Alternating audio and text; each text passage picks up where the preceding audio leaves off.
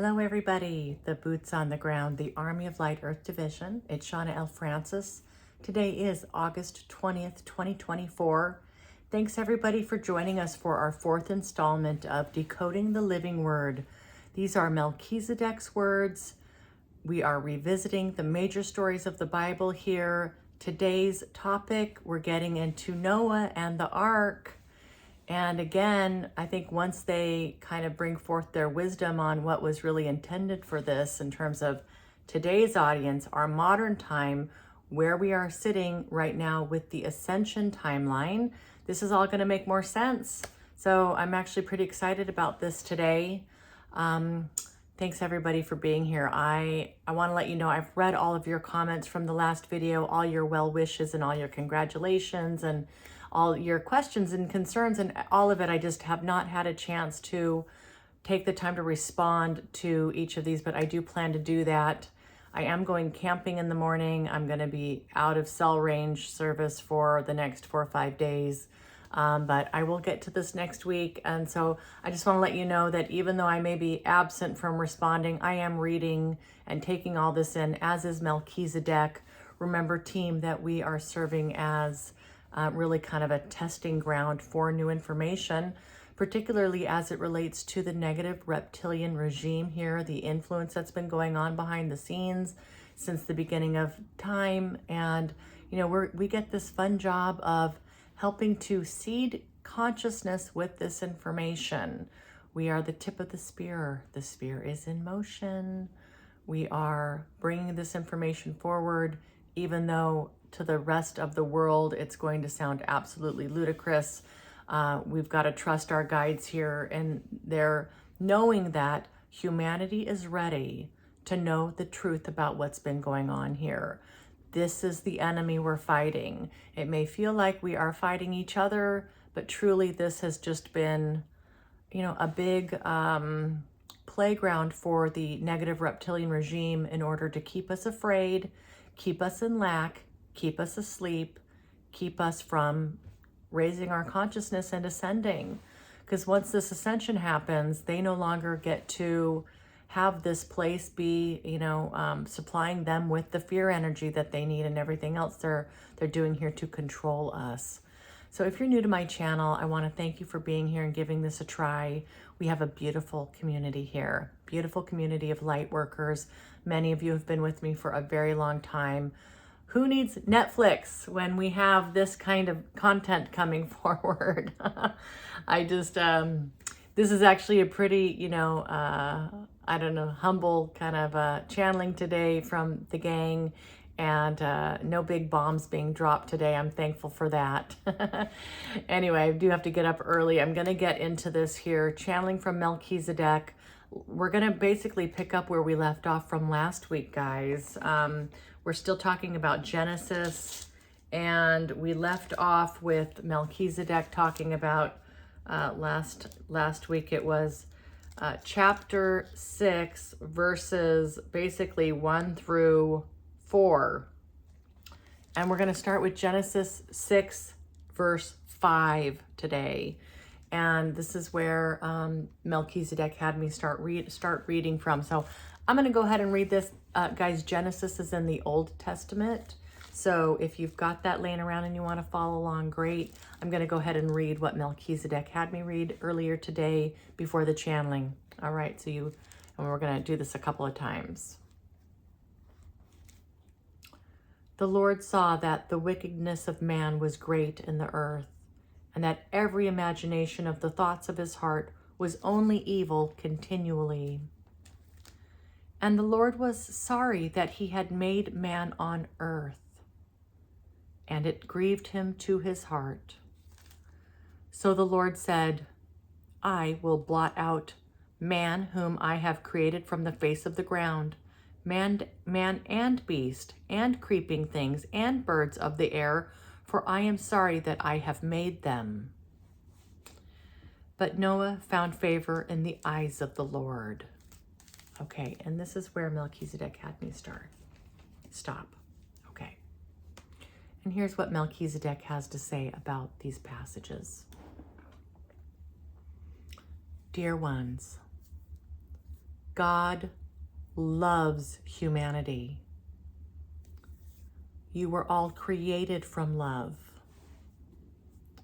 You exist because of love, through and through. The spark of life that created the seed, that became humanity, Source itself breathing life into your lungs, filling your hearts with life force. There is no creation more beautiful than humanity, and all of creation is beautiful in this way. We as Melchizedek want to take this incredible opportunity to speak directly into the hearts of humankind. This passage does not reflect the sentiment that Source has for creation. This passage may be one of the most damning and destructive in the entire Bible. These words were not written by Melchizedek, nor was the intention behind these words ever to be interpreted this way. This was a bastardization of the original teachings, and we would very much like to set the record straight. Quick pause here for those who are new. Melchizedek are our guides here. They are an ancient order of Melchizedek, a priesthood, if you will, a collective of highly conscious beings who say they have written Genesis. They were the ones to provide this information to Moses. And they also wrote the book of Revelation and maybe other parts of the Bible. So we are getting this really from Source. And it's not that things are necessarily wrong, just that we are, well, some things are wrong. And we're going to find out more about this. But more so that for today's age, for this place that we find ourselves in, we're ready for a new meaning, a reinterpretation of these big stories out of the Bible here. Melchizedek, this is coming directly through them, through me as a conscious channel. Okay, I'm going to keep going here. This was, like they said, one of the worst and most damning, verses out of the Bible, and they never ever intended for this to come through in this way. They continue here. Noah, the ark, his family, and all the pairs of animals. Once again, a parable, dear ones, once taken literal, but no longer. In this moment, we offer the true narrative, the true intention of the story. Sorry, guys, we have a plane going by, and I have my door open because it's so hot. So sorry if you hear some background noise. And I just realized I didn't put my microphone on. Hopefully you can hear me okay. All right, I don't want to start this video over again. Okay, the true intention of this story here, a parable, guys. It wasn't meant to be taken, at one point it was meant to be taken literal, but now we need to know the true intention behind this story. Noah was a messenger of God, much like many here could be considered messengers of God. Noah was given a very big assignment, a massive task with great responsibility. All right, and Melchizedek had me continue reading here. This is chapter 6, verse 9.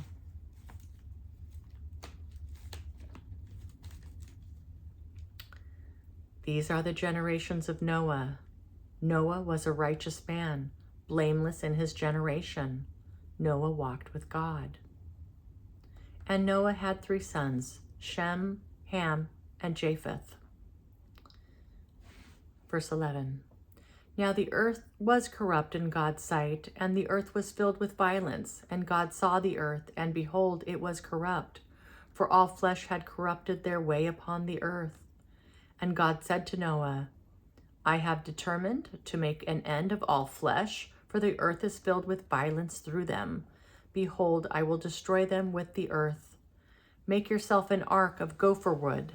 Make rooms in the ark and cover it inside out with pitch. This is how you are going to make it. The length of the ark 300 cubits, its breadth 50 cubits, and its height 30 cubits. Make a roof for the ark.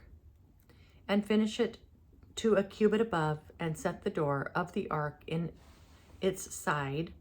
Make it with lower, second, and third decks. For behold, I will bring a flood of waters upon the earth, to destroy all flesh, in which is the breath of life from under heaven. Everything that is on the earth shall die. But I will establish my covenant with you, and you shall come into the ark, you, your sons, your wife, and your sons' wives with you. And of every living thing of all flesh you shall bring 2 of every sort into the ark, to keep them alive with you. They shall be male and female. Okay. This is where...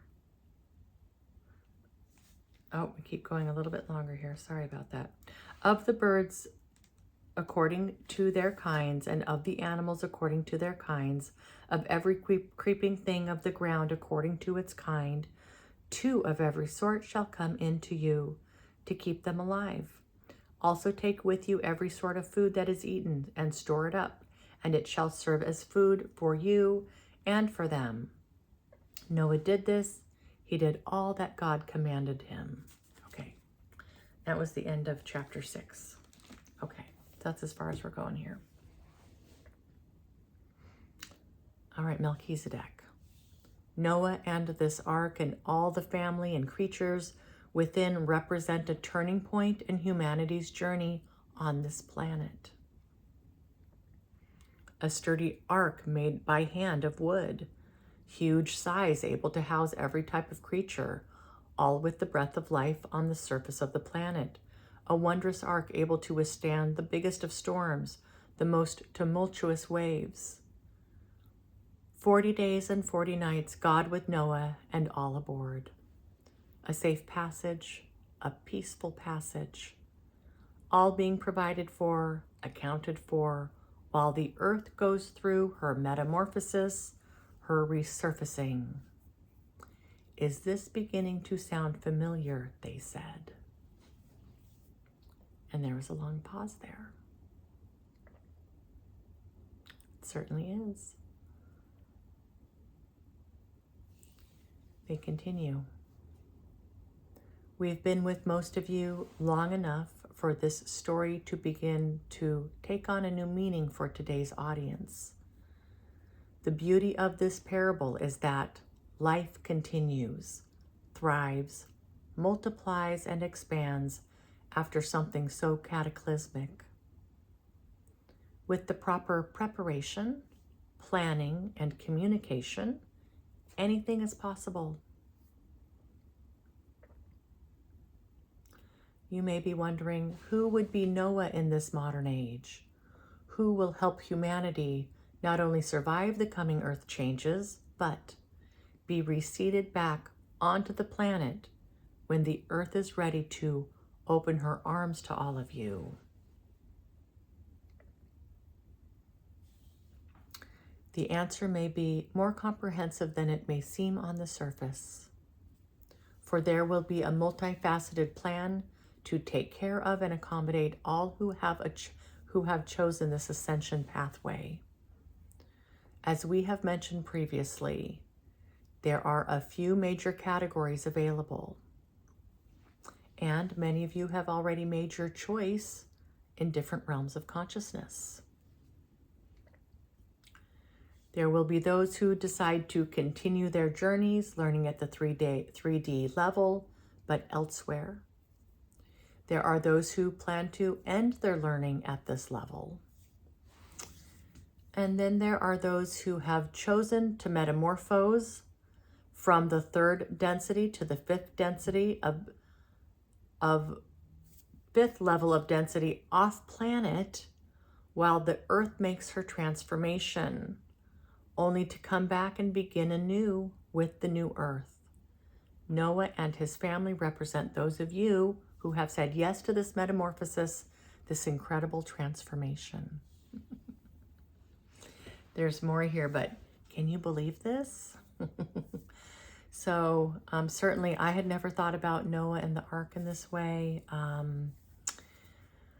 There is a video, I want to say 3 or 4 months ago, where Melchizedek talks more about this off-planet metamorphosis from 3D to 5D and how we're going to go about doing this. The Galactic Federation of Light, whom I channeled for many years prior to Melchizedek, also talks in depth about this resurfacing of the planet, taking folks off the planet before that resurfacing happens, so that we can go through this metamorphosis up to the 5D level with their help. There's a lot of technology actually that's going to be involved with this. And then those folks who have said yes to that, they go through this 3D to 5D change and they come back to the planet to be reseated at the 5D Earth. And then the 5D Earth will be completely rid of the negative reptilian influence. So gang, if you're new here and this is all sounding super unfamiliar, this is just a real quick crash course on this. I have hours and hours and hours of channeling on these topics. I have 400 videos here, so you can go through those and see if anything jumps out at you. So sorry guys, there's just a lot of backstory here. Okay. Noah is representing those of us on the planet and who are probably still to come, who will be making this leap from 3D to 5D and coming back onto the planet with this new consciousness. Wow. All right, Melchizedek continues.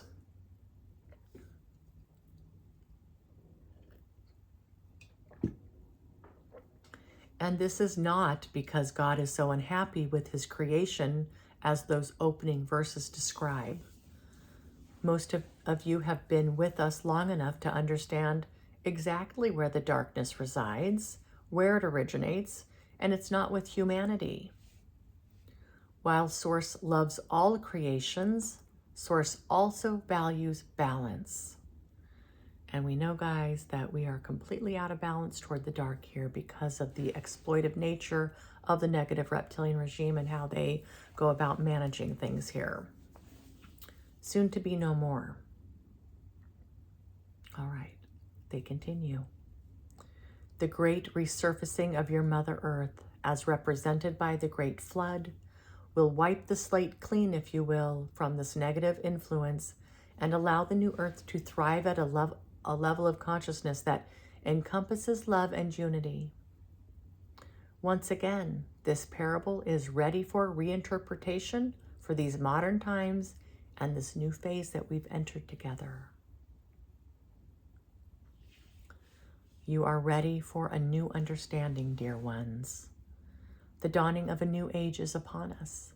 This process will be aided by your galactic brethren who eagerly await the divine moment when those who have made this choice will board highly advanced ships, not of the sea, but of the heavens, to help humanity usher in a new age.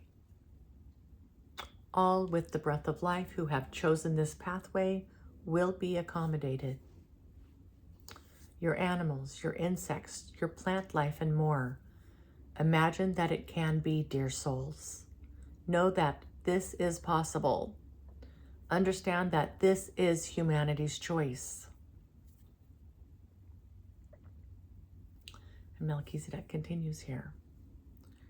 Let us begin to synchronize more fully our intentions with your intentions as it pertains to the re-envisioning of this beautiful world. We thank you, dear ones, for your attention and your willingness to entertain such ideas. All right. And that's basically where they ended that. And I did have a couple of follow-up questions for them. I said, wow, this is incredible. I said, I don't know much about kind of everything that's in the Bible and as it pertains to Noah, but I do know that it's quite comprehensive. There's a lot of detail around the story with Noah and the Ark. You know, we've barely just touched the surface here. I said, is that because it was supposed to be taken literally up until this time? And they said, yes, dear one, and we'll have a lot more to say about this. We'll have more to say about this in future channelings. So this isn't going to be our only conversation about Noah. All right, and my second question was, I said, so those verses at the beginning of that chapter that talk about how God hated the humanity and wants to wipe humanity off the face of the earth. I said, was that all by intention, that your words were twisted here? Was that by intention, or was that just an accidental misinterpretation of what you had said? And they said, dear one, the verses as written in the Bible today, what you read was meant to shield humanity from the true source of the darkness here. Melchizedek never intended to convey such a damning, hurtful, and inaccurate portrayal of this situation. The original words described wiping out an evil undercurrent that plagued humankind. This was later misconstrued and then purposefully misrepresented here in the Bible. Wow. I mean, yeah, that's an incredible passage to read, knowing what we know about where we sit with this ascension. So it was purposefully misconstrued, misrepresented, in order to, not be forthcoming with the intention there, which was really to talk about the undercurrent of evil here that's in control. Okay, so this may be creating more questions for you guys. Please keep them coming. This is what we're doing. Melchizedek is listening, feeling into the field with the release of this information. We are seeding consciousness here in a brand new way with these Bible stories. Okay, guys, I've got a lot to do tonight, and I'm taking off in the morning. Thanks again for being here. You're doing incredibly important work. Please never give up on your light. Nothing is worth dampening your light, team. Keep those torches held high. I know that it's not easy. I know we have to work at this. It's not something that necessarily comes naturally for us. But if this resonates, you're in the right place. And again, we have a beautiful team here. If you need my help with anything or have other questions, I do one-on-one sessions. You can shoot me an email through my website, and I'd be happy to speak with you over Zoom. I do this every week with people from all around the world, going through all kinds of ascension symptoms, major life transitions, wanting to get to know their guides better, just needing clarity, grounding, support. I'm here for you guys. All right, team, I love you so much. I will see you next week. Mwah.